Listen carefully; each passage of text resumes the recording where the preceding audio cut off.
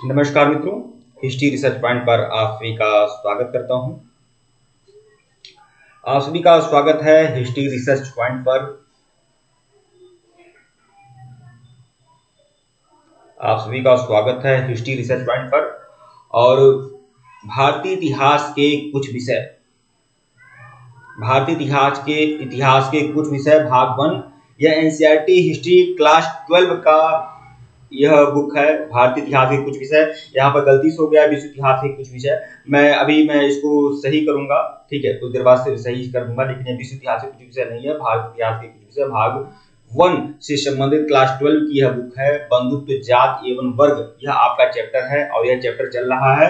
यह लेक्चर संख्या 7 है मित्रों, लेक्चर संख्या 7। अगर इसके पहले का वीडियो नहीं देखे हैं तो प्लेलिस्ट में जाइएगा, एनसीईआरटी हिस्ट्री क्लास 12 लेक्चर्स की वीडियो के नाम से प्लेलिस्ट बनी हुई है, जाकर देखिएगा। जो लोग बीपीएससी टीजीटी तैयारी कर रहे हैं, पीजीटी तैयारी कर रहे हैं, केवीएस की, एमबीएस की, यूपीएससी या स्टेट पीसीएस तैयारी कर रहे हैं, आप लोग के लिए कंप्लीट मटेरियल मिल रहा है। विशेष रूप से मैं बीपीएससी की तैयारी करने वाले, टीआरई 3 और टीआरई 4 की तैयारी करने वाले उन अभ्यर्थियों से बोलना चाहूंगा कि अगर आप लोग मिसलीड हैं, अगर आप लोग इधर उधर भटक रहे हैं तो आप गलत भटक रहे हैं। हिस्ट्री रिसर्च पॉइंट पर जो मटेरियल आप लोग को मिल जाएगा, जो आप लोग को मटेरियल, जो भी आप लोग को स्टडी मटेरियल या बाकी जो भी सामग्री आप लोग को हिस्ट्री रिसर्च पॉइंट पे मिल जाएगी, अगर आप लोग उसे 100% फॉलो कर लिए तो 100% जो परिणाम होगा वह आपके हक में होगा। यह बात आप जान लें, यह बात आप अच्छे से नोट कर लीजिए। अब बंधुत्व, जाति एवं वर्ग, यह जो आपका चैप्टर है भारतीय इतिहास के कुछ विषय भाग 1 क्लास 12 की यह बुक का चैप्टर है। और इस चैप्टर में मैं जितना जो भी कुछ पढ़ा दे रहा हूँ, बता दे रहा हूँ, समझा दे रहा हूँ, यह आप लोग के लिए काफी महत्व रखने वाला है। और यह बात आप जान लें, 100% जान लें कि जो भी लोग हमारे पेड मेंबर हैं, जो लोग हमारे पेड मेंबरशिप है, कोई एक सिंगल बंदा या बंदी अगर हमारा बैच लेने के बाद भी, उसे अच्छी तरह से फॉलो करने के बाद भी अगर असफल हो गया तो मैं उसकी पूरी फीस तक रिटर्न कर दूंगा, पूरी फीस रिटर्न कर दूंगा। लेकिन अगर वह पूरा का पूरा मटेरियल फॉलो कर लिया तो असफल होने का चांस ही नहीं है। यह बात आप जान लें। क्लास 11 और 12 की जितना भी टेस्ट सामग्री दिया हूं, चाहे लॉन्ग टेस्ट हो चाहे शॉर्ट टेस्ट हो, उसे आप अच्छे से घोल कर पी जाइए। और जितना भी मैं आप लोग को नोट्स दे रहा हूँ क्लास 11 या 12 का चैप्टर वाइज सारा नोट्स दे रहा हूँ, आप उसे अच्छे से देख लीजिए। सारे के सारे प्रश्न यहीं से आने वाले हैं। अब हर बार राम कथा मैं नहीं कहूंगा, तो आप लोग समझ लीजिए, ठीक है। आइए आज लेक्चर संख्या 7 देखेंगे, बंधुत्व, जाति एवं वर्ग। इस चैप्टर को मैं, यह 1499 रुपए का कंप्लीट कोर्स है। आप लोग हमारे व्हाट्सएप पर मैसेज कर लीजिएगा, ऑफिशियल व्हाट्सएप नंबर डिस्क्रिप्शन में दिया गया है और यहाँ पर भी शो हो रहा है। ये 1 ईयर सब्सक्रिप्शन वाला कोर्स है। यह मत मानकर चलिए केवल टीआरई 3 के लिए ही काम देगा। ये 1 ईयर सब्सक्रिप्शन का है, मतलब टीआरई 3 और 4 टीजीटी और पीजीटी पूरी तैयारी में कराऊंगा, यहाँ तक कि केवीएस की, एनबीएस की, एसएसबी की, आगे आने वाली अन्य भर्तियों की तैयारी भी 1 ईयर तक सभी तैयारी आप लोग की इसी फीस में होगी। तो जो लोग गंभीर है वह लोग हमारे साथ जुड़ सकते हैं, व्हाट्सएप पर मैसेज कर सकते हैं। आइए जहां से समाप्त किए थे वहीं शुरू करते हैं। पितृवंशिकता क्या है? पितृवंशिकता का मतलब पितृसत्तात्मक व्यवस्था से मतलब है, ठीक है। तो पितृवंशिकता का अर्थ है यह उस वंश परंपरा को इंगित करता है जहां पिता के बाद पुत्र, पुत्र के बाद पौत्र, पौत्र के बाद प्रपौत्र आदि चलती है, उसे हम पितृसत्तात्मक व्यवस्था कहते हैं, ठीक है।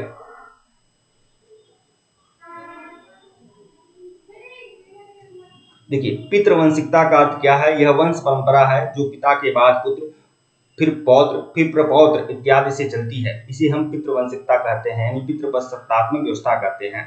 इतिहासकार परिवार और बंधुता संबंधी विचारों का विश्लेषण करते हैं। इसका अध्ययन इसलिए महत्वपूर्ण है क्योंकि इससे इनकी सोच का भी पता चलता है।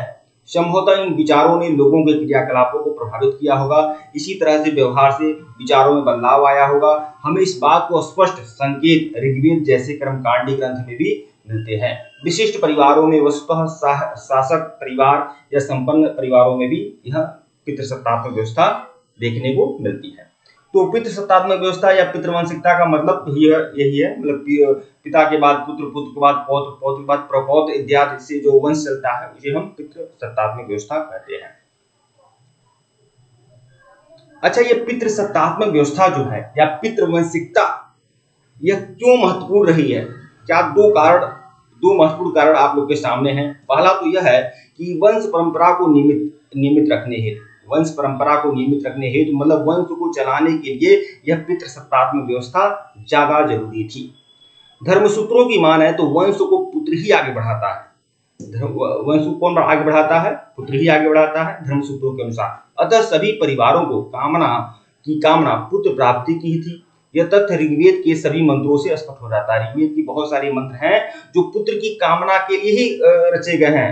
ठीक है, उसमें हमेशा यह कहा गया है कि पुत्र रत्न की प्राप्ति हो, पुत्र धन या सुख की कामना की गई है। जैसे ऋग्वेद का मंत्र है जिसमें पिता अपनी पुत्री के विवाह के समय इंद्र से उसके लिए पुत्र की कामना करता है। पिता कामना करता है कि उसकी पुत्री को पुत्र रत्न की प्राप्ति हो जब पुत्री का वह विवाह करता है प्रजापत्य विवाह के अनुसार। ठीक है, दूसरा महत्वपूर्ण कारण है पितृवंशिकता का क्या है? उत्तराधिकार संबंधी विवाद से बचने हेतु विशिष्ट परिवारों के माता पिता नहीं चाहते थे कि उसके बाद उत्तराधिकार को लेकर किसी प्रकार का झगड़ा हो। राज परिवारों में तो उत्तराधिकार के रूप में राजगद्दी भी शामिल थी। अतः पुत्र न होने पर अनावश्यक विवाद उत्पन्न हो जाता था। अगर किसी राजा का कोई पुत्र नहीं होता था तो अनावश्यक विवाद उत्पन्न हो जाता था, झगड़े होने लगते थे, इसलिए पुत्र जरूरी था। तो यह दो महत्वपूर्ण कारण आप लोग के सामने हैं, तो इसे आप अच्छे से देख लें।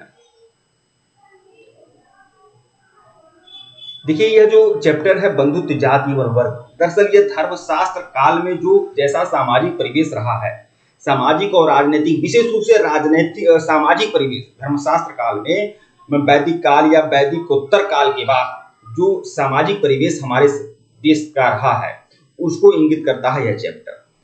तो यह एक है कि क्षत्रिय ही राजा क्यों, मतलब धर्मशास्त्र काल में या वैदिकोत्तर काल में क्षत्रिय ही राजा क्यों थे?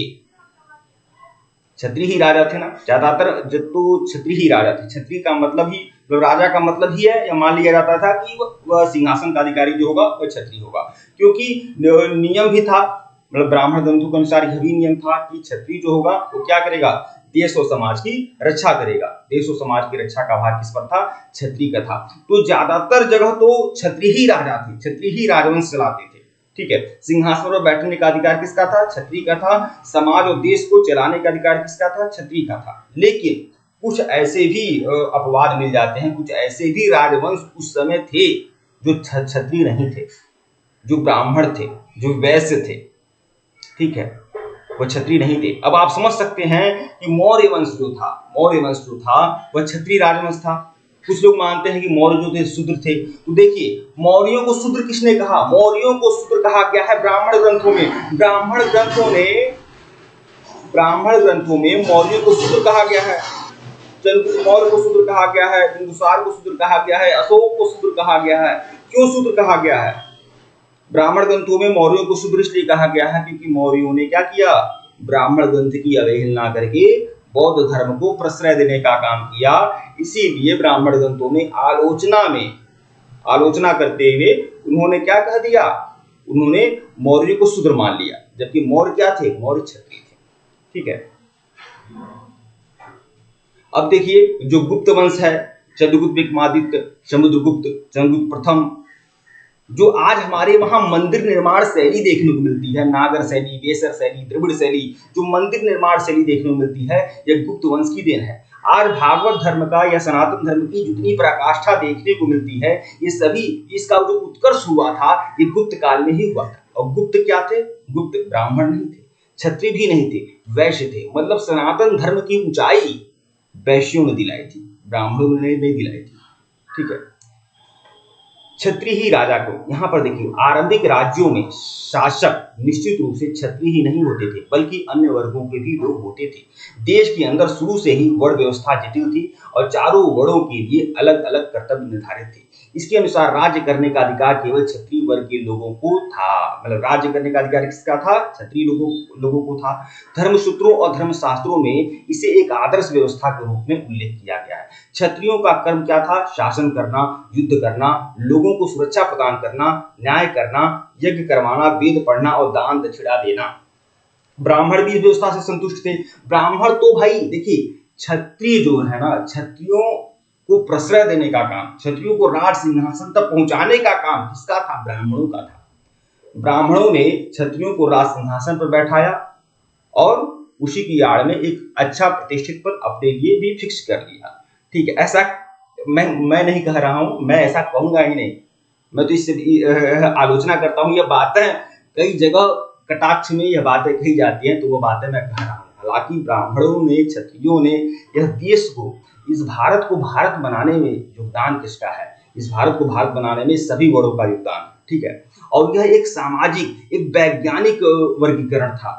ठीक है, अगर ब्राह्मण कार्य करेगा, क्षत्रिय त्याग कर रहा है, ब्राह्मण त्याग कर रहा है, वैश्य त्याग कर रहा है, तो भाई शूद्र को क्या दिक्कत है? क्या दिक्कत है तीनों वर्णों की सेवा करने में? अब वैश्य की बात आएंगे तो वैश्य का मतलब बनिया, वैश्य का मतलब बनिया ही नहीं होता है। आज वैश्य का मतलब बनिया से निकाल दिया जाता है, लेकिन पुरातन काल में वैश्य का मतलब वह सभी लोग जो व्यापार करते हैं, जो दूध बेचने का काम करते हैं वह भी वैश्य हैं, जो बढ़ई का काम करते हैं वह भी वैश्य हैं, जो लुहार का काम करते हैं वह भी वैश्य हैं। सभी लोग जो किसी न किसी धंधे पानी में लगे हुए हैं वह सभी वैश्य में इंगित होते हैं। वैश्य का मतलब सिर्फ बनिया नहीं होता है, यह ध्यान रखिएगा।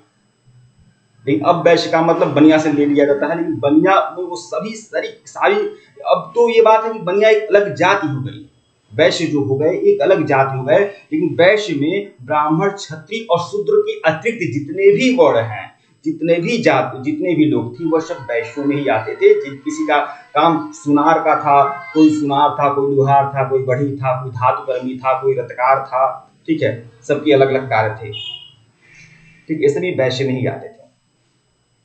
अभी मैंने आपको बताया कि जो सनातन धर्म की जो उन्नति हुई थी, उत्कर्ष हुआ था सनातन धर्म का, वह गुप्तों के काल में हुआ था। गुप्त न तो ब्राह्मण थे न तो क्षत्रिय थे। तो यह कभी नहीं कहा जा सकता कि ब्राह्मण, ऐसा कभी नहीं कहा जा सकता है कि सनातन धर्म का जो चरम बिंदु है वो ब्राह्मण ही है। ब्राह्मणों के ही नेतृत्व में सनातन धर्म सम्मान पा सकता है, ऐसा कभी नहीं है। सनातन धर्म को जो ऊंचाई, जो सम्मान गुप्तों के समय में मिला, वो कभी किसी भी राजवंश में नहीं मिला है। और आज जितना भी आप जो भी कुछ देखते हैं, ये जो मंदिर निर्माण की शैली है, ये जो भी साहित्य आदि लिखे गए हैं, ब्राह्मण साहित्य लिखे गए हैं, ये जो दशावतार सिद्धांत है, ये सब गुप्तों की देन है। आगे देखिएगा, ब्राह्मण भी इस व्यवस्था से संतुष्ट थे क्योंकि उन्हें सामाजिक ढांचे में पहला स्थान प्राप्त था। ये वर्ण व्यवस्था को देवी व्यवस्था मानते थे। यह भी सत्य है कि ग्रंथों में गैर क्षत्रिय राजा होने के प्रमाण मिलते हैं। अच्छा, कुछ ग्रंथों में गैर क्षत्रिय राजा भी हैं। ठीक है, जैसे सातवाहन वंश, शुंग वंश। सातवाहन वंश और शुंग वंश क्या थे? ये ब्राह्मण राजवंश थे। ठीक है, अब देखिए, शुंग और कण्व जो मौर्यों के उत्तराधिकारी थे, शुंग और कण्व जो थे मौर्यों के उत्तराधिकारी थे। अंतिम मौर्य शासक बृहद्रथ की हत्या किसने की थी? देवभूति।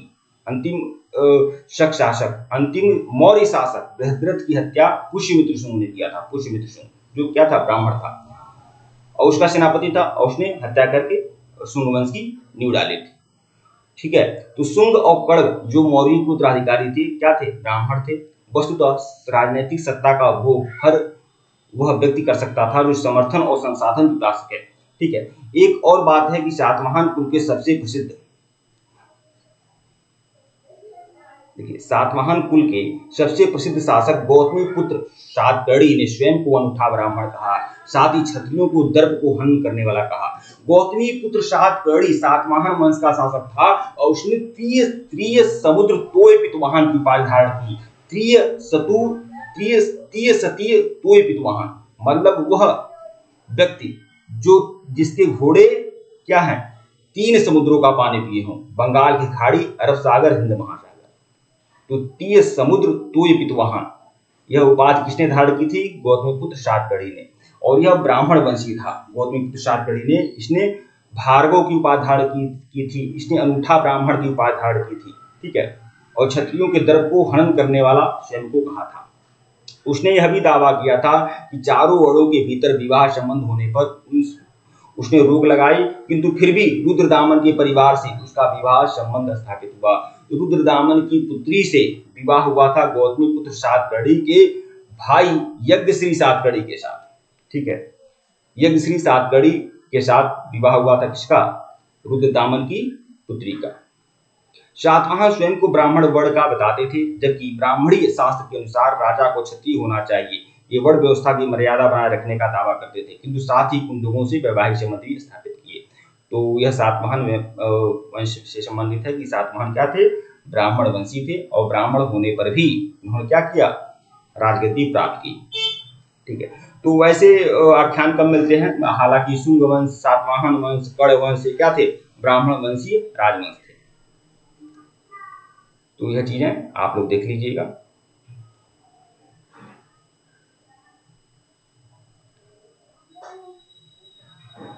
एक और टॉपिक है, इसी में बंधुत्व जाति एवं वर्ग से संबंधित एक टॉपिक है, द्रोणाचार्य के बारे में।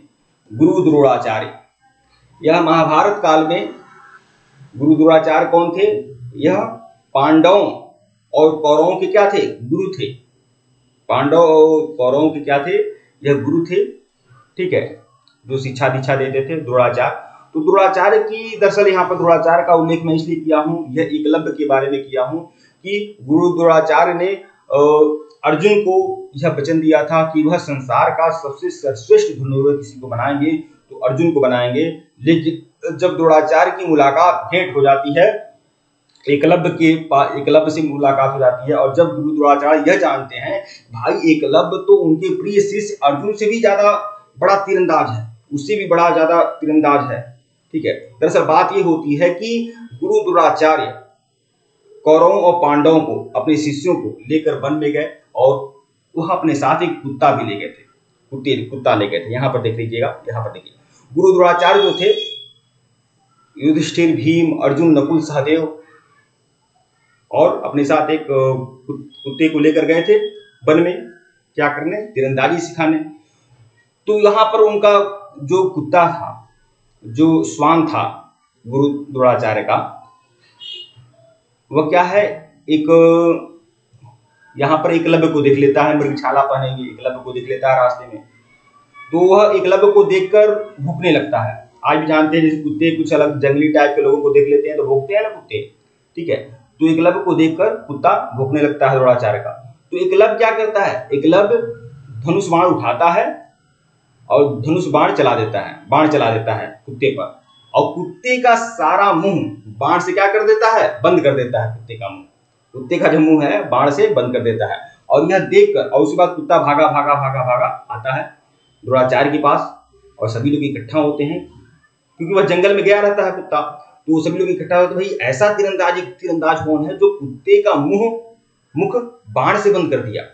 उसके बाद गुरु द्रोणाचार्य और उनके सभी शिष्य जाते हैं, तो पता चलता है कि यहाँ पर यह एकलव्य बैठा होता है। एकलव्य कहता है कि आप हमारे गुरु हैं, और आपने मुझे दीक्षा देने का काम तो नहीं किया, लेकिन हमने आपको ही गुरु मान लिया, और यहाँ पर मैं आपकी प्रतिमा बनाकर यहाँ पर मैं आपका पूजा करता हूँ, और आपसे आशीर्वाद लेकर ही मैं क्या करता हूँ, मैं अपना अभ्यास करता हूँ। गुरु द्रोणाचार्य ने सोचा, यार क्या करूं, मैंने तो भीम को यह वचन दिया, अर्जुन को मैंने वचन दिया है कि तुम्हें सर्वश्रेष्ठ धनुर्धर बनाऊंगा। उसके बाद द्रोणाचार्य के मन में थोड़ा सा कपट आ जाता है। उसके बाद द्रोणाचार्य क्या कहते हैं कि ठीक है, तुम मुझे गुरु मानते हो ना, तो कम से कम मुझे गुरु दक्षिणा तो दो। तो उन्होंने कहा, बताइए क्या गुरु दक्षिणा दो। तो उन्होंने कहा कि अपने दाहिने हाथ का अंगूठा काट कर दे दो। एकलव्य को पता था कि यह दाएं हाथ का अंगूठा क्यों मांग रहे हैं, लेकिन तभी वह अपना वचन निभाने के लिए वह खुशी खुशी अंगूठा काटकर द्रोणाचार्य के पैरों पर रख देता है। ठीक है, इस तरह से एकलव्य सर्वश्रेष्ठ धनुर्धर तो नहीं बन पाता है, लेकिन क्या है, इतिहास में उसका नाम अमर हो जाता है। और यही सब बातें हैं, तो आप लोग देख सकते हैं। तो इसमें यही कहानी दी गई है, इसमें आप लोग पढ़ सकते हैं, अच्छे से पढ़ सकते हैं, देख सकते हैं। ठीक है, तो ये सब चीजें हैं।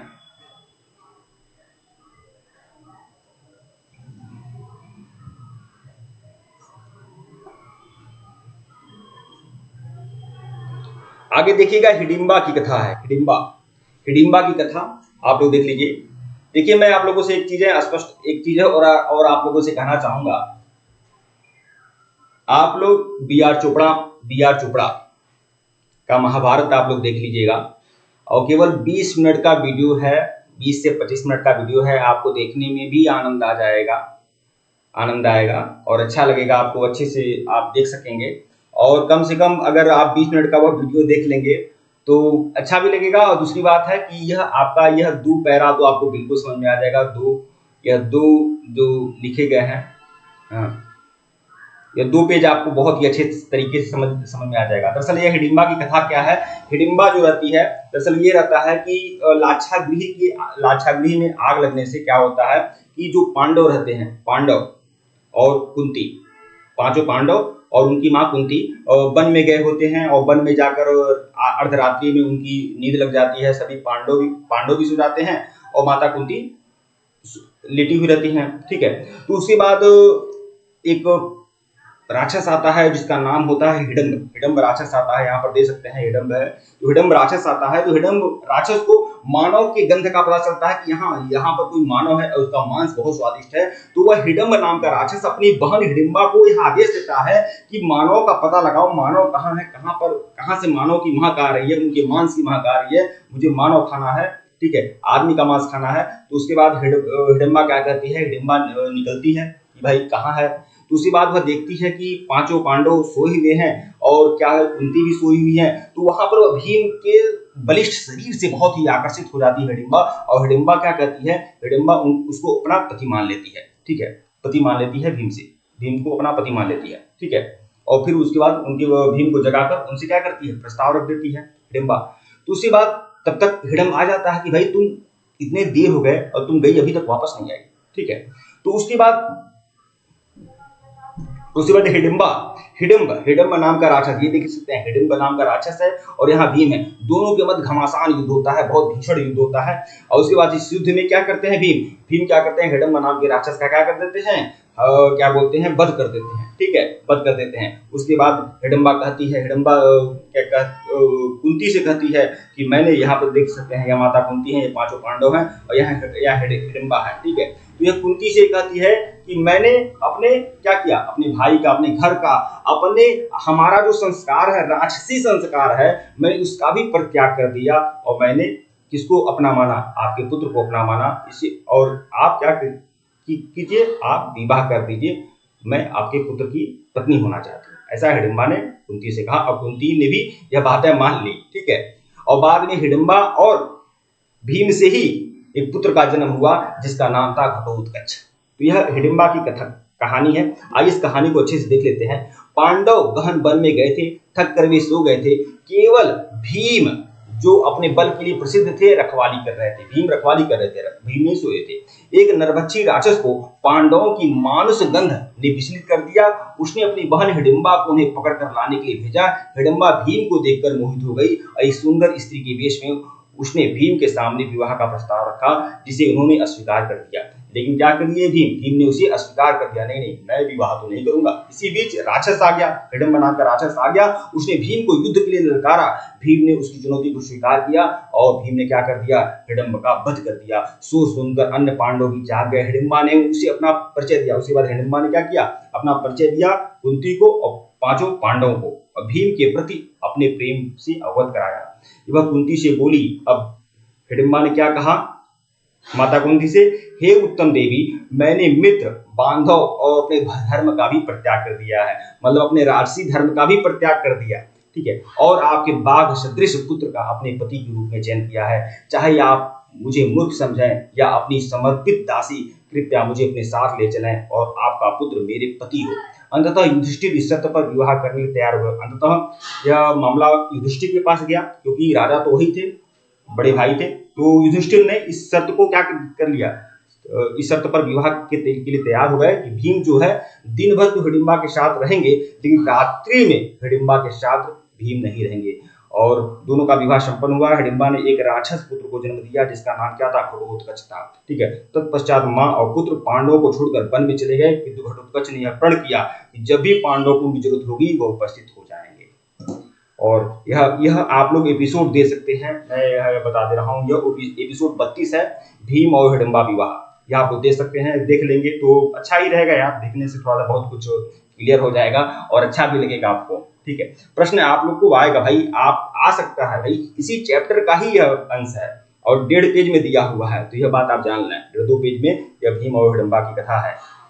अब हम मतंग ऋषि की कथा देखेंगे। अगले वीडियो में मतंग ऋषि के बारे में जानेंगे और मतंग ऋषि के ही पुत्र मांडव्य के बारे में जानेंगे। और आप लोग को बताते हुए, आप लोग शायद नहीं पता होगा आपको, तो मैं आपको बता दूं, मतंग और मांडव्य दोनों शूद्र थे, दोनों चांडाल जाति के थे, और इन्होंने अपने त्याग तपस्या के बल पर ब्रह्मर्षि का स्थान प्राप्त कर लिया। आज जो लोग रोना रोते हैं, दिन भर रोते हैं, रात भर रोते हैं, आकर टीवी डिबेट में आ जाते हैं, और इतना ज्यादा मानसिक दूषित हो चुकी है लोगों का मन कि आकर उल्टा सीधा वार्तालाप करते हैं टीवी डिबेट में आकर। ठीक है, विरोध करते हैं। लेकिन यह लोग देखिए, मतंग कौन थे, मांडव्य कौन थे, जिन्होंने अपने आप को शुद्ध किया और अपने त्याग और तपस्या से वो सब कुछ प्राप्त कर लिया, सीधे ब्रह्मर्षि का स्थान प्राप्त किया मतंग ऋषि और मांडव्य ने। और ये दोनों क्या थे, दोनों चांडाल थे। तो दोनों लोगों की कहानी मैं अगले वीडियो में आप लोग को बताऊंगा। ठीक है मित्रों, वीडियो को लाइक और चैनल को सब्सक्राइब करिएगा। धन्यवाद आप लोग को। और आप लोगों से कहना चाहूंगा, आप लोग ये कोर्स ले सकते हैं। हमारा ऑफिशियल व्हाट्सएप नंबर डिस्क्रिप्शन में दिया गया है, ऊपर भी शो हो रहा है। केवल 1499 रुपए का कोर्स है, 1 ईयर सब्सक्रिप्शन के साथ है। ठीक है, तो आप लोग बिल्कुल इस कोर्स को परचेज कर लीजिएगा। धन्यवाद आप लोग को।